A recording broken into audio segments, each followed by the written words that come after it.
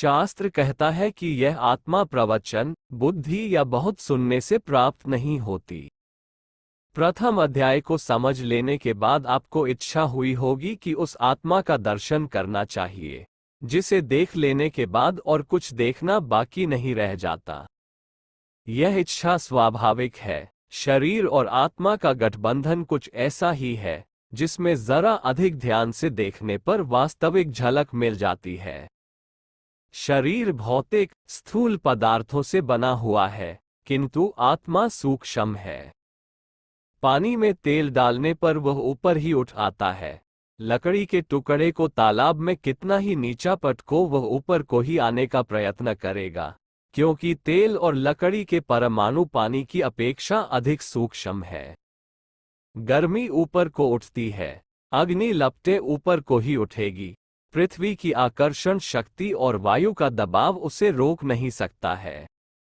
आत्मा शरीर की अपेक्षा सूक्ष्म है, इसलिए वह इसमें बंधी हुई होते हुए भी इसमें पूरी तरह घुल मिल जाने की अपेक्षा ऊपर उठने की कोशिश करती रहती है। लोग कहते हैं कि इंद्रियों के भोग हमें अपनी ओर खींचे रहते हैं, पर यह बात सत्य नहीं है। सत्य के दर्शन कर सकने के योग्य सुविधा और शिक्षा प्राप्त न होने पर झक मारकर अपनी आंतरिक प्यास को बुझाने के लिए मनुष्य विषय भोगों की कीचड़ पीता है। यदि उसे एक बार भी आत्मानंद का चस्का लग जाता तो दर दर पर क्यों धक्के खाता फिरता? हम जानते हैं कि इन पंक्तियों को पढ़ते समय आपका चित्त वैसी ही उत्सुकता और प्रसन्नता का अनुभव कर रहा है, जैसी बहुत दिनों से बिछुड़ा हुआ परदेशी अपने घर कुटुंब के समाचार सुनने के लिए आतुर होता है। यह एक मजबूत प्रमाण है, जिससे सिद्ध होता है कि मनुष्य की आंतरिक इच्छा आत्मस्वरूप देखने की बनी रहती है। शरीर में रहता हुआ भी वह उसमें घुल मिल नहीं सकता, वरन उचक उचक कर अपनी खोई हुई किसी चीज को तलाश करता है। बस वह स्थान जहां भटकता है यही है, उसे ये याद नहीं आती कि मैं क्या चीज ढूंढ रहा हूं। मेरा कुछ खो गया है, इसका अनुभव करता है। खोई हुई वस्तु के अभाव में दुहक पाता है, किंतु माया जाल के पर्दे से छिपी हुई चीज को नहीं जान पाता। चित्त बड़ा चंचल है, घड़ी भर भी एक जगह नहीं ठहरता। इसकी सब लोग शिकायत करते हैं, परंतु कारण नहीं जानते कि मन इतना चंचल क्यों हो रहा है। वह अपनी खोई हुई वस्तु के लिए हाहाकार मचा रहा है। कस्तूरी मृग कोई अद्भुत गंध पाता है और उसके पास पहुंचने के लिए दिन रात चारों ओर दौड़ता रहता है। क्षण भर भी उसे विश्राम नहीं मिलता। यही हाल मन का है। यदि वह समझ जाए कि कस्तूरी मेरी नाभि में रखी हुई है, तो वह कितना आनंद प्राप्त कर सके और सारी चंचलता भूल जाए। आत्मदर्शन का मतलब अपनी सत्ता, शक्ति और साधनों का ठीक ठीक स्वरूप अपने मानस पटल पर इतनी गहराई के साथ अंकित कर लेना है कि वह दिन भर जीवन में कभी भी भुलाया न जा सके। तोता रटंत विद्या में आप बहुत प्रवीण हो सकते हो। इस पुस्तक में जितना कुछ लिखा है, उससे 10 गुना ज्ञान आप सुना सकते हो, बड़े बड़े तर्क उपस्थित कर सकते हो, शास्त्रीय बारीकियां निकाल सकते हो, परंतु ये बातें आत्ममंदिर के फाटक तक ही जाती हैं, इससे आगे इनकी गति नहीं है। रट्टू तोता पंडित नहीं बन सकता। शास्त्र ने स्पष्ट कर दिया कि यह आत्मा उपदेश, बुद्धि या बहुत सुनने से प्राप्त नहीं हो सकता। अब तक आप इतना सुन चुके हो, जितना अधिकारी भेद के कारण आम लोगों को भ्रम में डाल देता है। आज हम आपके साथ कोई बहस करने उपस्थित नहीं हुए हैं। यदि आपको यह विषय रुचिकर हो और आत्मदर्शन की लालसा हो तो हमारे साथ चले आओ, अन्यथा अपना मूल्यवान समय नष्ट मत करो। आत्मदर्शन की सीढ़ियों पर चढ़ने से पहले सर्वप्रथम समतल भूमि पर पहुंचना होगा। जहां आज आप भटक रहे हो, वहां से लौट आओ और उस भूमि पर स्थित हो जाओ, जिसे प्रवेश द्वार कहते हैं। मान लो कि आपने अपने अन्य सब ज्ञानों को भुला दिया है और नए सिरे से किसी पाठशाला में भर्ती होकर क, ख, ग सीख रहे हो। इसमें अपमान मत समझो। आपका अब तक का ज्ञान झूठा नहीं है। आप उर्दू खूब पढ़े हो और यदि हिंदी द्वारा भी लाभ प्राप्त करना चाहो तो एकदम उसका दर्शन शास्त्र नहीं पढ़ने लगोगे, वरन वर्णमाला ही से आरंभ करोगे। हम अपने आदरणीय और ज्ञानी जिज्ञासुओं की पीठ थपथपाते हुए 2 कदम पीछे लौटने को कहते हैं, क्योंकि ऐसा करने से वे प्रथम सीढ़ी पर पांव रख सकेंगे और आसानी एवं तीव्र गति से ऊपर चढ़ेंगे। आपको विचार करना चाहिए कि जब मैं कहता हूं तब मैं का क्या अभिप्राय होता है। पशु पक्षी तथा अन्य अविकसित प्राणियों में यह मैं की भावना नहीं होती। भौतिक सुख दुख का तो वे अनुभव करते हैं, किंतु अपने बारे में कुछ अधिक नहीं सोच सकते। गधा नहीं जानता कि मुझ पर किस कारण बोझ लादा जाता है।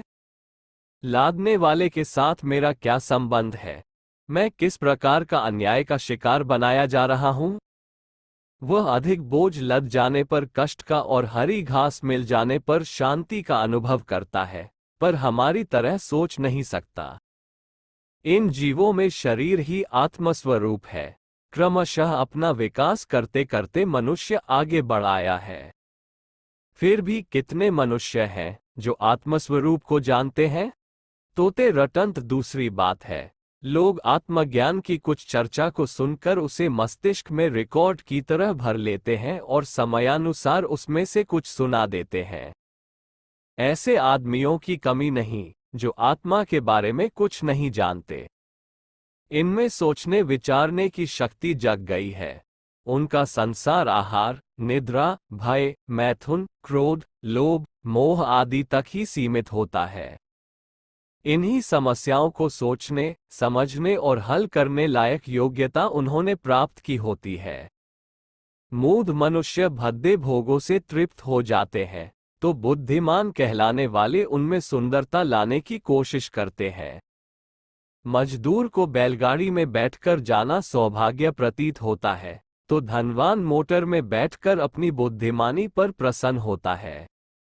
बात एक ही है, बुद्धि का जो विकास हुआ है वह भोग सामग्री को उन्नत और आकर्षक बनाने में हुआ है। समाज के अधिकांश सभ्य नागरिकों के लिए वास्तव में शरीर ही आत्मस्वरूप है। धार्मिक रूढ़ियों का पालन मन संतोष के लिए वे करते रहते हैं, पर उससे आत्मज्ञान का कोई संबंध नहीं। लड़की के विवाह में दहेज देना पुण्य कर्म समझा जाता है, पर ऐसे पुण्य कर्मों से ही कौन मनुष्य अपने उद्देश्य तक पहुंच सका है? यज्ञ, तप, ज्ञान, सांसारिक धर्म में लोक जीवन और समाज व्यवस्था के लिए इन्हें करते रहना धर्म है, पर इससे आत्मा की प्राप्ति नहीं हो सकती। आत्मा इतनी सूक्ष्म है कि रुपया, पैसा, पूजा पत्री, दान, मान आदि बाहरी वस्तुएं उस तक नहीं पहुंच सकती। फिर इनके द्वारा उसकी प्राप्ति कैसे हो सकती है? आत्मा के पास तक पहुंचने के साधन जो हमारे पास मौजूद हैं, वह चित्त, अंतःकरण, मन, बुद्धि आदि ही है। आत्मदर्शन की साधना इन्हीं के द्वारा हो सकती है। शरीर में सर्वत्र आत्मा व्याप्त है। कोई विशेष स्थान के लिए नियुक्त नहीं है जिस पर किसी साधन विशेष का उपयोग किया जाए। जिस प्रकार आत्मा की आराधना करने में मन, बुद्धि आदि ही समर्थ हो सकते हैं, उसी प्रकार उनके स्थान और स्वरूप का दर्शन मानस लोक में प्रवेश करने से हो सकता है। मानसिक लोक भी स्थूल लोक की तरह ही है, उसमें इसी बाहरी दुनिया की ही अधिकांश छाया है। अभी हम कलकत्ते का विचार कर रहे हैं, अभी हिमालय पहाड़ की सैर करने लगे। अभी जिनका विचार किया था वह स्थूल कलकत्ता और हिमालय नहीं थे, वरन मानस लोक में स्थित उनकी छाया थी। ये छाया असत्य नहीं होती। पदार्थों का सच्चा अस्तित्व हुए बिना कोई कल्पना नहीं हो सकती। इस मानस लोक को भ्रम नहीं समझना चाहिए। यही वो सूक्ष्म चेतना है जिसकी सहायता से दुनिया के सारे काम चल रहे हैं। एक दुकानदार जिस परदेश से माल खरीदने जाना है, वह पहले उस परदेश की यात्रा मानस लोक में करता है और मार्ग में कठिनाइयों को देख लेता है, तदनुसार उन्हें दूर करने का प्रबंध करता है। उच्च आध्यात्मिक चेतनाएं मानस लोक से आती हैं। किसी के मन में क्या भाव उपज रहे हैं? कौन हमारे प्रति क्या सोचता है, कौन संबंधी कैसी दशा में है, आदि बातों को मानस लोक में प्रवेश करके हम 80% ठीक ठीक जान लेते हैं। ये तो साधारण लोगों के काम काज की मोटी मोटी बातें हुई। लोग भविष्य को जान लेते हैं, भूतकाल का हाल बताते हैं, परोक्ष ज्ञान रखते हैं। सब ईश्वरीय चेतनाएं मानस लोक से आती हैं, उन्हें ग्रहण करके जीव द्वारा प्रकट कर दिया जाता है। यदि यह मानसिक इंद्रियां न हुई होती तो मनुष्य बिल्कुल वैसा ही चलता फिरता पुतला हुआ होता जैसे यांत्रिक मनुष्य विज्ञान की सहायता से यूरोप और अमेरिका में बनाए गए हैं। 10 सेर मिट्टी और 20 सेर पानी के बने हुए इस पुतले की आत्मा और सूक्ष्म जगत से संबंध जोड़ने वाली चेतना यह मानस लोक ही समझनी चाहिए। अब हमारा प्रयत्न होगा कि आप मानसिक लोक में प्रवेश कर चलो और वहां बुद्धि के दिव्य चक्षुओं द्वारा आत्मा का दर्शन और अनुभव करो। यही एक मार्ग दुनिया के संपूर्ण साधकों का है। तत्वदर्शन मानस लोक में प्रवेश करके बुद्धि की सहायता द्वारा ही होता है। इसके अतिरिक्त आज तक किसी ने कोई और मार्ग अभी तक नहीं ढूंढ पाया है। प्रत्याहार, धारणा, ध्यान और समाधि ही योग की उच्च सीढ़ियां हैं। आध्यात्मिक साधक योगी यम, नियम, आसन, प्राणायाम अनेक प्रकार की क्रियाएं करते हैं। हठ योगी नेति, धौती, बस्ती, बजरोली आदि करते हैं। अन्य मतावलंबियों की साधनाएं अन्य प्रकार की हैं। ये सब शारीरिक कठिनाइयों को दूर करने के लिए है। शरीर को स्वस्थ रखना इसलिए जरूरी समझा जाता है कि मानसिक अभ्यासों में गड़बड़ी ना हो। हम अपने साधकों को स्वस्थ शरीर रखने का उपदेश करते हैं। आज की परिस्थितियों में उन उग्र शारीरिक व्यायामों की नकल करने में हमें कोई विशेष लाभ प्रतीत नहीं होता। धुएं से भरे हुए शहरी वायुमंडल में रहने वाले व्यक्ति को उग्र प्राणायाम करने की शिक्षा देना उसके साथ अन्याय करना है। फल और मेवे खाकर पर्वत प्रदेशीय नदियों का अमृत जल पीने वाले और इंद्रिय भोगों से दूर रहने वाले स्वस्थ साधक हठयोग के जिन कठोर व्यायामों को करते हैं, उनकी नकल करने के लिए यदि आपसे कहें तो हम एक प्रकार का पाप करेंगे और बिना वास्तविकता को जाने उन शारीरिक तपों में उलझने वाले साधक उस मेकी का उदाहरण बनेंगे जो घोड़ों को नाल थुकवाते देखकर आपे से बाहर हो गई थी और अपने पैरों में भी वैसी ही कील थुकवाकर मर गई थी। स्वस्थ रहने के साधारण नियमों को सब लोग जानते हैं, उन्हें ही कठोरतापूर्वक पालन करना चाहिए। यदि कोई रोगी हो तो किसी कुशल चिकित्सक से इलाज कराना चाहिए। इस संबंध में एक स्वतंत्र पुस्तक प्रकाशित करेंगे। पर इस साधन के लिए किसी ऐसी शारीरिक योग्यता की आवश्यकता नहीं है जिसका साधन चिरकाल में स्वस्थ रहो, प्रसन्न रहो। बस इतना ही काफी है, पूरा हो सकता हो। अच्छा चलो, अब साधना की ओर चलें। किसी एकांत स्थान की तलाश करो जहां किसी प्रकार के भय या आकर्षण की वस्तुएं ना हो, वह स्थान उत्तम है। यद्यपि पूर्ण एकांत के आदर्श स्थान सदैव प्राप्त नहीं होते, तथापि जहां तक हो सके निर्जन और कोलाहल से रहित स्थान तलाश करना चाहिए। इस कार्य के लिए नित नए स्थान बदलने की अपेक्षा एक जगह नियत कर लेना अच्छा है। वन, पर्वत, नदी तट आदि की सुविधा न हो तो एक छोटा सा स्वच्छ कमरा इसके लिए चुन लो जहां आपका मन जुट जावे। इस तरह मत बैठो जिससे नाड़ियों पर तनाव पड़े। अकड़ कर, छाती या गर्दन फुलाकर, हाथों को मरोड़कर या पांवों को ऐंठकर एक दूसरे के ऊपर चढ़ाते हुए बैठने के लिए हम नहीं कहेंगे, क्योंकि इन अवस्थाओं में शरीर को कष्ट होगा और वह अपनी पीड़ा की पुकार बार बार मन तक पहुंचाकर उसे उचटने के लिए विवश करेगा। शरीर को बिल्कुल शिथिल कर देना चाहिए जिससे समस्त मांसपेशियां ढीली हो जावे और देह का प्रत्येक कण शिथिलता, शांति और विश्राम का अनुभव करे। इस प्रकार बैठने के लिए आराम कुर्सी बहुत अच्छी चीज है। चारपाई पर लेट जाने से भी काम चल जाता है, पर सिर को कुछ ऊंचा रखना जरूरी है। मसंद, कपड़ों की गठरी या दीवार का सहारा लेकर भी बैठा जा सकता है। बैठने का कोई भी तरीका क्यों ना हो, उसमें यही बात ध्यान रखने की है कि शरीर रुई की गठरी जैसा ढीला पड़ जावे, उसे अपनी सांस संभाल में जरा सा भी प्रयत्न न करना पड़े। उस दशा में यदि समाधि चेतना आने लगे तब शरीर के इधर उधर लुढ़क पड़ने का भय न रहे। इस प्रकार बैठकर कुछ शरीर को विश्राम और मन को शांति का अनुभव करने दो। प्रारंभिक समय में यह अभ्यास विशेष प्रयत्न के साथ करना पड़ता है। पीछे अभ्यास बढ़ जाने पर साधक जब चाहे तब शांति का अनुभव कर लेता है, चाहे वह कहीं भी और कैसी भी दशा में क्यों ना हो। सावधान रहिए, ये दशा तुमने स्वप्न देखने या कल्पना जगत में चाहे जहां उड़ जाने के लिए पैदा नहीं की है, और न इसलिए कि इंद्रिय विकार इस एकांत वन में कबड्डी खेलने लगे। ध्यान रखिए, अपनी इस ध्यानावस्था को भी काबू में रखना और इच्छानुवर्ती बनाना है। यह अवस्था इच्छापूर्वक किसी निश्चित कार्य पर लगाने के लिए पैदा की गई है। आगे चलकर यह ध्यानावस्था चेतना का एक अंग बन जाती है और फिर सदैव स्वयमेव बनी रहती है। तब उसे ध्यान द्वारा उत्पन्न नहीं करना पड़ता, वरन मय, दुहक, क्लेश, आशंका, चिंता आदि के समय में बिना यत्न के ही वह जाग पड़ती है और साधक अनायास ही उन दुहक क्लेशों से बच जाता है। हाँ, तो उपर्युक्त ध्यानावस्था में होकर अपने संपूर्ण विचारों को मैं के ऊपर इकट्ठा करो।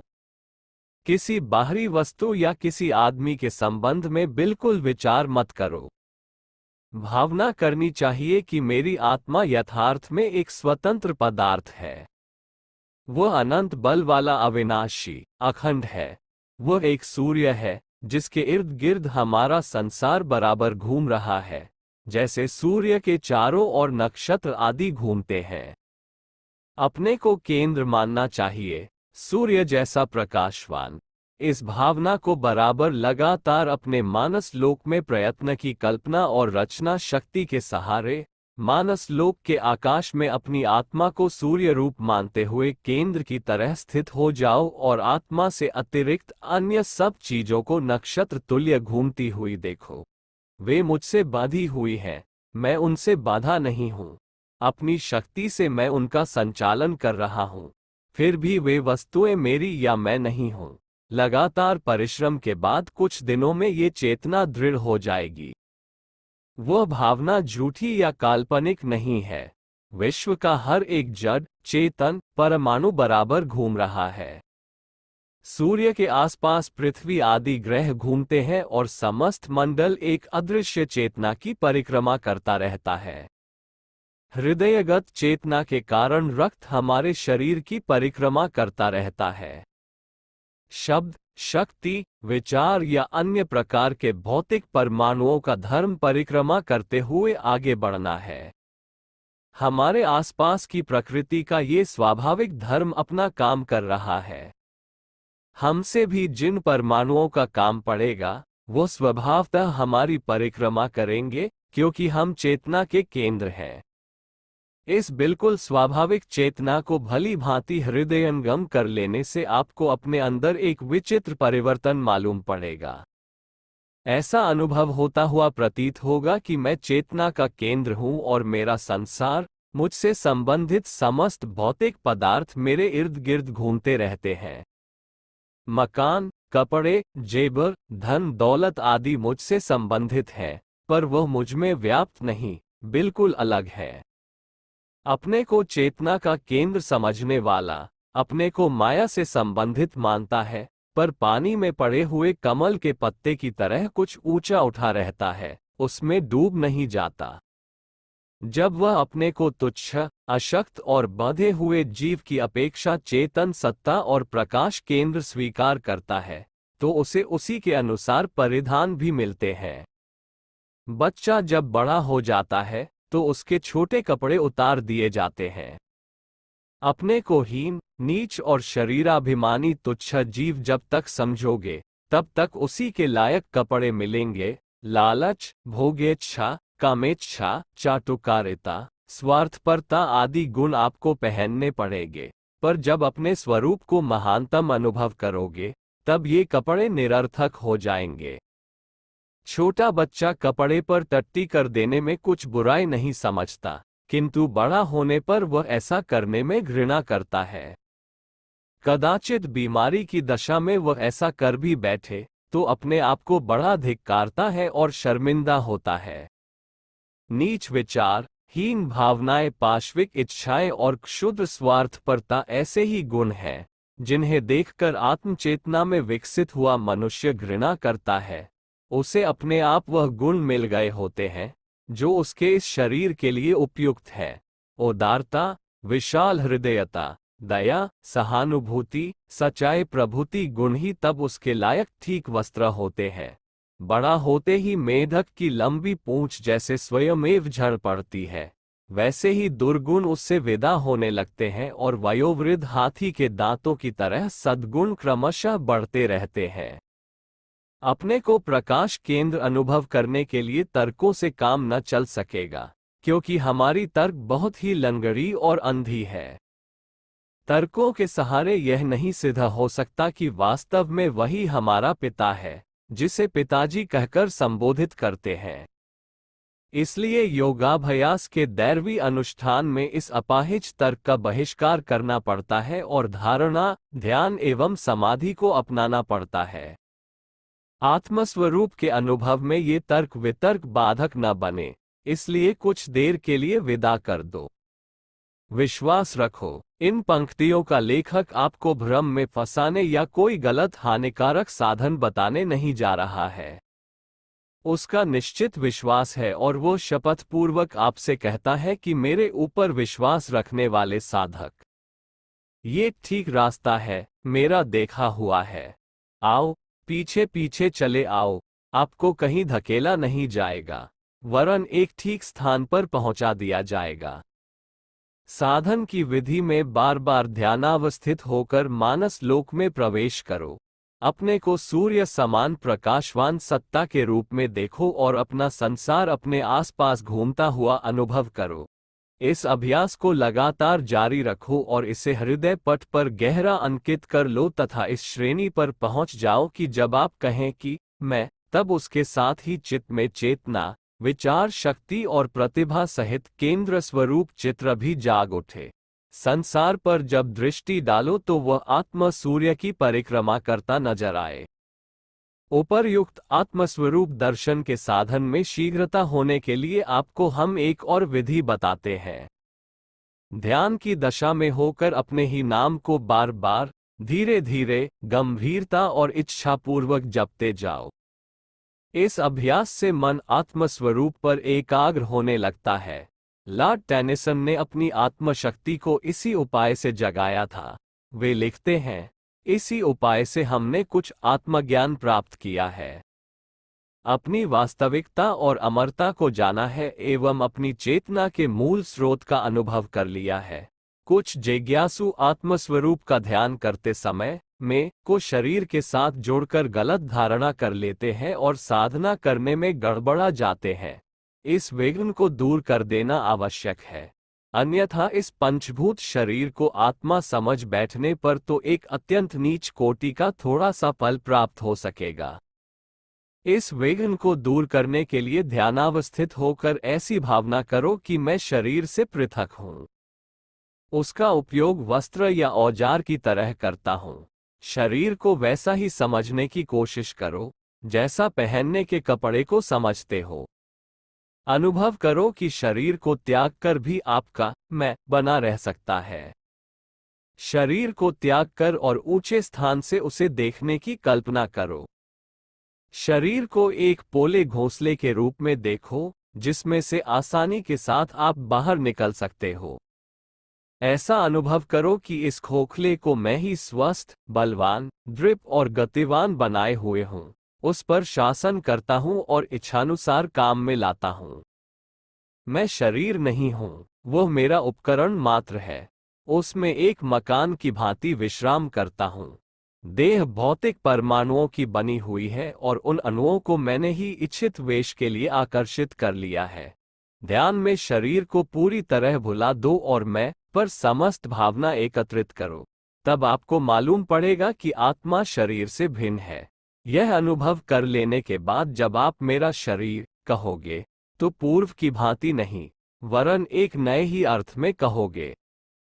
उपर्युक्त भावना का तात्पर्य यह नहीं है कि आप शरीर की उपेक्षा करने लगो। ऐसा करना तो अनर्थ होगा। शरीर को आत्मा का पवित्र मंदिर समझो, उसकी सब प्रकार से रक्षा करना और सुदृढ़ बनाए रखना आपका परम पावन कर्तव्य है। शरीर से पृथकत्व की भावना जब तक साधारण रहती है, तब तक तो साधक का मनोरंजन होता है, पर जैसे ही वह दृढ़ता को प्राप्त होती है, वैसे ही मृत्यु हो जाने जैसा अनुभव होने लगता है और वे वस्तुएं दिखाई देने लगती हैं, जिन्हें हम साधना के स्थान पर बैठकर खुली आंखों से नहीं देख सकते। सूक्ष्म जगत की कुछ धुंधली झांकी उस समय होती है और कई परोक्ष बातें एवं देवी दृश्य दिखाई देने लगते हैं।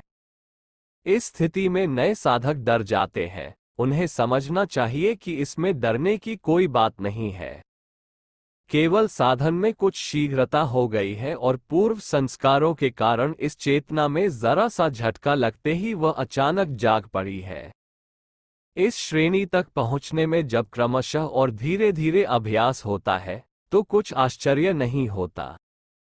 साधना की उच्च श्रेणी पर पहुंचकर अभ्यासी को वह योग्यता प्राप्त हो जाती है कि सचमुच शरीर के दायरे से ऊपर उठ जाए और उन वस्तुओं को देखने लगे, जो इस शरीर में रहते हुए नहीं देखी जा सकती थी। उस दशा में अभ्यासी शरीर से संबंध तोड़ नहीं देता। जैसे कोई आदमी कमरे की खिड़की में से गर्दन बाहर निकालकर देखता है कि बाहर कहाँ क्या होता है और फिर इच्छानुसार सिर को भीतर कर लेता है, यही बात इस दशा में भी होती है। नए दीक्षितों को हम अभी यह अनुभव जगाने की सम्मति नहीं देते। ऐसा करना क्रम का उल्लंघन करना होगा। समयानुसार हम परोक्ष दर्शन की भी शिक्षा देंगे। इस समय तो इसका थोड़ा सा उल्लेख इसलिए करना पड़ा कि कदाचित किसी को स्वयमेव ऐसी चेतना आने लगे, तो उसे घबराना या डरना न चाहिए। जीव के अमर होने के सिद्धांत को अधिकांश लोग विश्वास के आधार पर स्वीकार कर लेते हैं। उन्हें ये जानना चाहिए कि यह बात कपोल कल्पित नहीं है, वरन स्वयं जीव द्वारा अनुभव में आकर सिद्ध हो सकती है। आप ध्यानावस्थित होकर ऐसी कल्पना करो कि हम मर गए। कहने सुनने में ये बात साधारण सी मालूम पड़ती है। जो साधक पिछले पृष्ठों में दी हुई लंबी चौड़ी भावनाओं का अभ्यास करते हैं, उनके लिए ये छोटी कल्पना कुछ कठिन प्रतीत न होनी चाहिए, पर जब आप इसे करने बैठोगे तो यही कहोगे कि यह नहीं हो सकती। ऐसी कल्पना करना असंभव है। आप शरीर के घर जाने की कल्पना कर सकते हो, पर साथ ही यह पता रहेगा कि आपका मैं नहीं मरा है, वरन वह दूर खड़ा हुआ मृत शरीर को देख रहा है। इस प्रकार पता चलेगा कि किसी भी प्रकार अपने मैं के मर जाने की कल्पना नहीं कर सकते। विचार बुद्धि हट करती है कि आत्मा मर नहीं सकती। उसे जीव के अमरत्व पर पूर्ण विश्वास है और चाहे जितना प्रयत्न किया जाए, वह अपने अनुभव के त्याग के लिए उद्यत नहीं होगी। कोई आघात लगकर या क्लोरोफॉर्म सूखकर बेहोश हो जाने पर भी मैं जागता रहता है। यदि ऐसा न होता तो उसे जागने पर यह ज्ञान कैसे होता कि मैं इतनी देर बेहोश पड़ा रहा हूँ। बेहोशी और निद्रा की कल्पना हो सकती है, पर जब मैं की मृत्यु का प्रश्न आता है, तो चारों ओर अस्वीकृत की ही प्रतिध्वनि गूंजती है। कितने हर्ष की बात है कि जीव अपने अमर और अखंड होने का प्रमाण अपने ही अंदर दृढ़तापूर्वक धारण किए हुए है। अपने को अमर, अखंड, अविनाशी और भौतिक संवेदनाओं से परे समझना आत्मस्वरूप दर्शन का आवश्यक अंग है। इसकी अनुभूति हुए बिना सच्चा आत्मविश्वास नहीं होता और जीव बराबर अपनी चिरसेवित तुच्छता की भूमिका में फिसल पड़ता है, जिससे अभ्यास का सारा प्रयत्न गुड गोबर हो जाता है। इसलिए एकाग्रतापूर्वक अच्छी तरह अनुभव करो कि मैं अविनाशी हूँ। अच्छी तरह इसे अनुभव में लाए बिना आगे मत बढ़ो। जब आगे बढ़ने लगो, तब भी कभी कभी लौटकर अपने इस स्वरूप का फिर परीक्षण कर लो। ये भावना आत्मस्वरूप के साक्षात्कार में बड़ी सहायता देगी। आगे वह परीक्षण बताए जाते हैं, जिनके द्वारा अपने अच्छेद्योऽयं दाथेयमलेयो शुष्य एव च नित्यः सर्वगतस्थनुर्थलोऽयं सनातनः। गीता 2-24 का अनुभव कर सको। ध्यानावस्था में आत्मस्वरूप को देह से अलग करो और क्रमशः उसे आकाश, हवा, अग्नि, पानी, पृथ्वी की परीक्षा में से निकलते हुए देखो। कल्पना करो कि मेरी देह की बाधा हट गई है और अब मैं स्वतंत्र हो गया हूं। अब आप आकाश में इच्छापूर्वक ऊंचे नीचे पखेरुओं की तरह जहां चाहे उड़ सकते हो। हवा के वेग से गति में कुछ भी बाधा नहीं पड़ती और न उसके द्वारा जीव कुछ सूखता ही है। कल्पना करो कि बड़ी भारी आग की ज्वाला जल रही है और उसमें होकर मजे में निकल जाते हो और कुछ भी कष्ट नहीं होता है। भला जीव को आग कैसे जला सकती है? उसकी गर्मी की पहुंच तो सिर्फ शरीर तक ही थी। इसी प्रकार जीवात्मा के भीतर पानी और पृथ्वी की पहुंच वैसे ही है जैसे आकाश में किसी वस्तु का अस्तित्व, अर्थात कोई भी तत्व आपको छू नहीं सकता और आपकी स्वतंत्रता में तनिक भी बाधा नहीं पहुंचा सकता। इस भावना से आत्मा का स्थान शरीर से ऊंचा ही नहीं होता, बल्कि उसको प्रभावित करने वाले पंचतत्वों से भी ऊपर उठता है। जीव देखने लगता है कि मैं देह ही नहीं, वरन उसके निर्माता पंचतत्वों से भी ऊपर हूं। अनुभव की इस चेतना में प्रवेश करते ही आपको प्रतीत होगा कि मेरा नया जन्म हुआ है। नवीन शक्ति का संचार अपने अंदर होता हुआ प्रतीत होगा और ऐसा भी न होगा कि पुराने वस्त्रों की तरह भय का आवरण ऊपर से हटा दिया गया है। अब ऐसा विश्वास हो जाएगा कि जिन वस्तुओं से मैं अब तक डरा करता था, वे मुझे कुछ भी हानि नहीं पहुंचा सकती। शरीर तक ही उनकी गति है। सो ज्ञान और इच्छा शक्ति द्वारा शरीर से भी इन भयों को दूर हटाया जा सकता है। बार बार समझ लो, प्राथमिक शिक्षा का बीज मंत्र मैं है। इसका पूरा अनुभव करने के बाद ही आध्यात्मिक उन्नति के पथ पर अग्रसर हो सकोगे। आपको अनुभव करना होगा कि मेरी सत्ता शरीर से भिन्न है। अपने को सूर्य के समान शक्ति का एक महान केंद्र देखना होगा, जिसके इर्द गिर्द अपना संसार घूम रहा है। इससे नवीन शक्ति आवेगी, जिसे तुम्हारे साथी प्रत्यक्ष अनुभव करेंगे। तुम स्वयं स्वीकार करोगे कि जब मैं सुदृढ़ हूं और जीवन की अधि मुझे विचलित नहीं कर सकती। केवल इतना ही नहीं, इससे भी आगे अपनी उन्नति के आलिक विकास के साथ उस योग्यता के प्राप्त करता हुआ भी देखोगे जिसके द्वारा जीवन की आंधियों को शांत किया जाता है और उन पर शासन किया जाता है।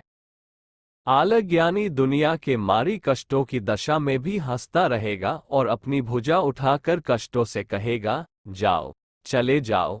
जिस अंधकार से तुम उत्पन्न हुए हो उसी में विलीन हो जाओ। धन्य है वह जिसने मैं के बीज मंत्र को सिद्ध कर लिया है। जिज्ञासुओं, प्रथम शिक्षा का अभ्यास करने के लिए अब हमसे अलग हो जाओ। अपनी मंद गति देखो तो उतावले मत हो। आगे चलने में यदि पांव पीछे फिसल पड़े तो निराश मत हो। आगे चलकर आपको दोना लाभ मिल जाएगा। सिद्धि और सफलता आपके लिए है, वह तो प्राप्त होनी ही है। बड़ो शांति के साथ थोड़ा प्रयत्न करो।